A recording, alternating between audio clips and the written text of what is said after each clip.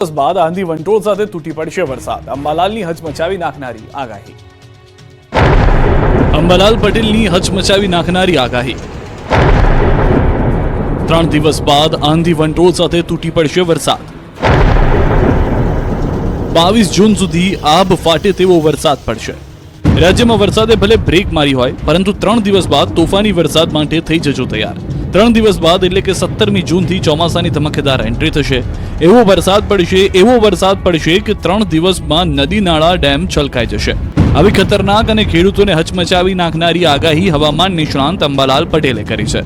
અંબાલાલ પટેલે આગાહી કરી છે કે 3 દિવસ બાદ ચોમાસું તેનું ઓરિજિનલ સ્વરૂપ બતાવશે.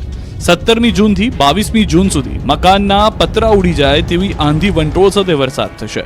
આ વરસાદ આખા ગુજરાતને ધમરોળશે. ખાસ કરીને સૌરાષ્ટ્રના દક્ષિણ ભાગોમાં તોફાની વરસાદ પડશે.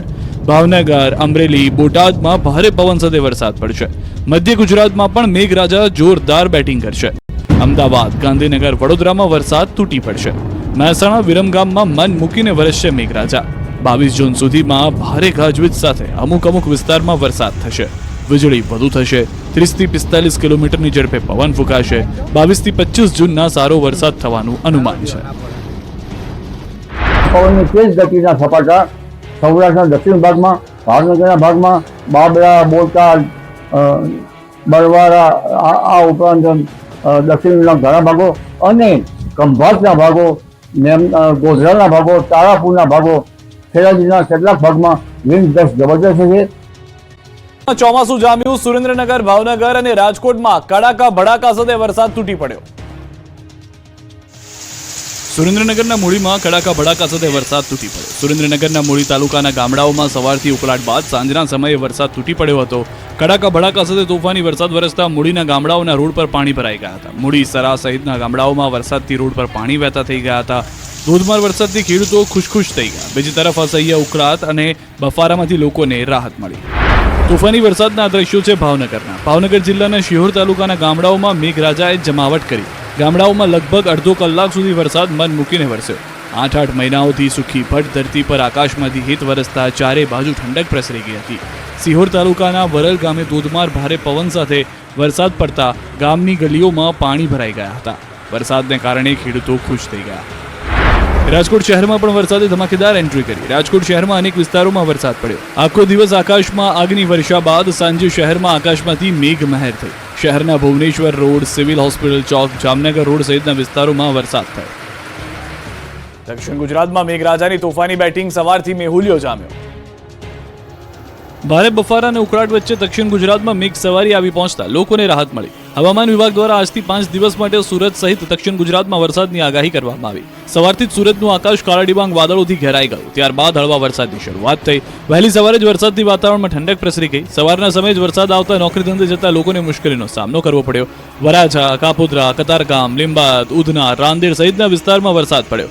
હળવા વરસાદને કારણે વાતાવરણમાં ઠંડક પ્રસરી ગઈ. નોકરી ધંધા પર જતા લોકોએ પલળે નહીં તે માટે ઓવરબ્રિજનો સહારો લીધો. જ્યારે કેટલાક લોકો બ્રિજ પર પલળતા પોતાના વાહનમાં પસાર થઈ રહ્યા હતા. નાના બાળકો પણ પહેલા વરસાદમાં ઝૂમી ઉઠ્યા. વરસાદની રાહ જોતા ખેડૂતોમાં પણ ખુશીનો માહોલ જોવા મળ્યો. ડાંગમાં મેઘરાજાની પધરામણી, પડ્યો દેહ ધનાધન.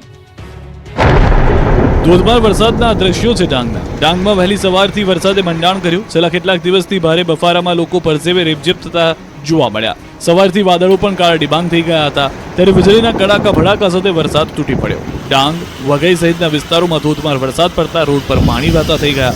અચાનક જ વરસાદ શરૂ થઈ જતા સવારમાં લોકોને મુશ્કેલી પડી. વરસાદે તોફાની બેટિંગ કરતા વાતાવરણમાં ઠંડક જરૂરથી પ્રસરી ગઈ. વરસાદના કારણે આ વિસ્તારના ખેડૂતો પણ ખુશખુશાલ થઈ ગયા હતા. ડાંગના હવાના ગલકુંડ વિસ્તારમાં આબ ફાટ્યા જેવી સ્થિતિ સર્જાઈ. ડુંગર પર ભારે વરસાદ. ખાપરી નદીમાં ઘોડાપૂર આવી ગયું.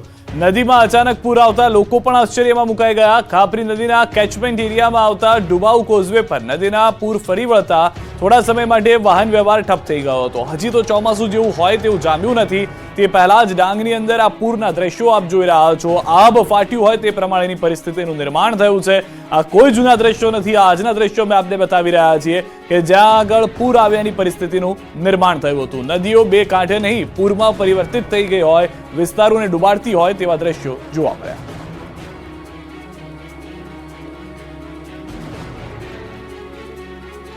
રાજકોટના ગ્રામ્ય વિસ્તારોમાં અનરાધાર વરસાદ, પડધરી તાલુકાના ગામોમાં 1.5 થી 2 ઇંચ જેટલો વરસાદ ખાબકી ગયો. સરપદડ, હિદડ, કેરાળા, ઇટાળા સહિતના ગામોમાં વરસાદ, વાવણી લાયક વરસાદ પડતા ખેડૂતો પણ ખુશખુશાલ જોવા મળી રહ્યા છે.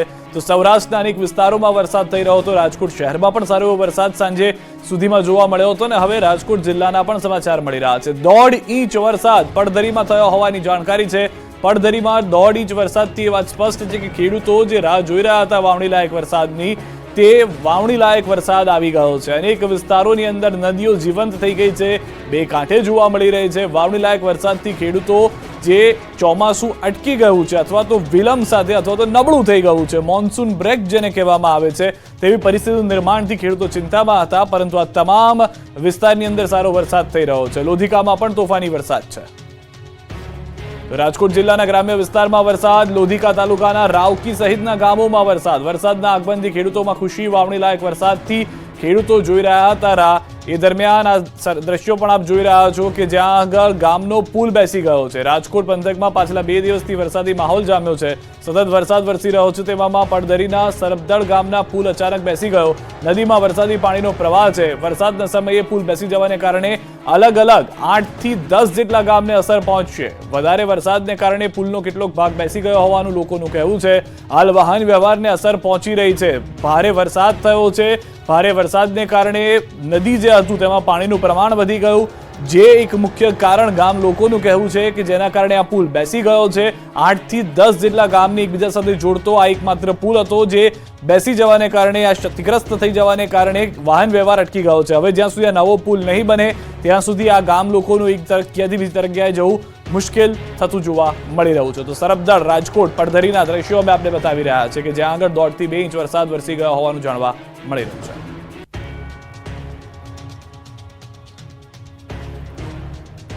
તો મોરબી વાંકાનેર હાઈવે પર પવન સાથે વરસાદ, ગરમી અને અતિશય બફારા બાદ વરસાદી ઝાપટું, ભારે પવન સાથે ધોધમાર વરસાદથી વાહન ચાલકોને હાલાકી થઈ રહી છે. દ્રશ્યો આપ જોઈ રહ્યા છો. પવન તેટલો ભારે છે જાણે વંટોળિયું થતું હોય. દ્વિચક્રી વાહનને તો બહાર નીકળવું મુશ્કેલ થઈ રહ્યું છે. આ વાહન સાથે તમને ઉડાડીને લઈ જાય તેવો પવન જોવા મળી રહ્યો છે. વાંકાનેરના દ્રશ્યો છે જે તે આપને બતાવી રહ્યા છે. વાહન ચાલકોને કેટલીક જગ્યાએ ઊભા રહીને ત્યારબાદ વરસાદ ધીમો થાય પછી આગળ વધવાની પરિસ્થિતિનું સામનો કરવો પડી રહ્યો છે. વિસ્તારની અંદર અનેક જગ્યાએ ભારે પવન સાથે વરસાદ જોવા મળી રહ્યો છે. તો આ તરફ કચ્છના વાગડ વિસ્તારમાં પણ વાતાવરણમાં પલટો આવ્યો છે. ગરમી અને ઉકળાટ બાદ રાપર શહેરમાં વરસાદી ઝાપટા પડ્યા. તાલુકાના અન્ય વિસ્તારોમાં પણ વરસાદી માહોલ જોવા મળ્યો છે. પરંતુ કચ્છની અંદર વરસાદી ઝાપટાને કારણે તમામ લોકોને ઠંડક મળી ગઈ છે. વાત અમરેલીની પણ કરી લઈએ. અમરેલી સાવરકુંડલાના ગ્રામ્ય પંથકમાં વાતાવરણ પલટાઈ ગયું છે. બપોર બાદ ભારે પવન સાથે વરસાદી માહોલ જામ્યો છે. સાવરકુંડલાના ઠવી, વિરડી, વાશિયાળી, નાળમાં વરસાદ જોવા મળ્યો છે. મોલડી, ભોકરવા સહિતના ગામોમાં પણ ધોધમાર વરસાદ થયો છે. ભારે વરસાદને કારણે ખેતરો પાણીથી તરબોળ થઈ ગયા છે. વરસાદને કારણે નાળ ગામની સ્થાનિક નદીમાં પૂર આવી ગયું છે. વાવણી લાયક વરસાદને કારણે ખેડૂતો ખુશ છે. સ્થાનિક નદીઓમાં પૂર જોવા મળી રહ્યું છે. પૂરતું પાણી મળી રહ્યું છે. જે રાહ હતી તે વરસાદ આવતા ખુશખુશાલ થઈ ગયા છે. કારણ કે વાવણી કરી સૌરાષ્ટ્રના કેટલાક ખેડૂતોએ, ત્યારબાદ મોન્સૂન બ્રેકની વાત આવી ગઈ, પરંતુ વરસાદ હજી પણ જોવા મળી રહ્યો છે. ચોમાસું નબળું પડી ગયું ગુજરાતના દક્ષિણ છેડામાં પ્રવેશતા તેવી વાત હતી, પરંતુ સૌરાષ્ટ્રના અનેક વિસ્તારોમાં સારો એવો વરસાદ છે અને નદીમાં પૂરના દ્રશ્યો છે.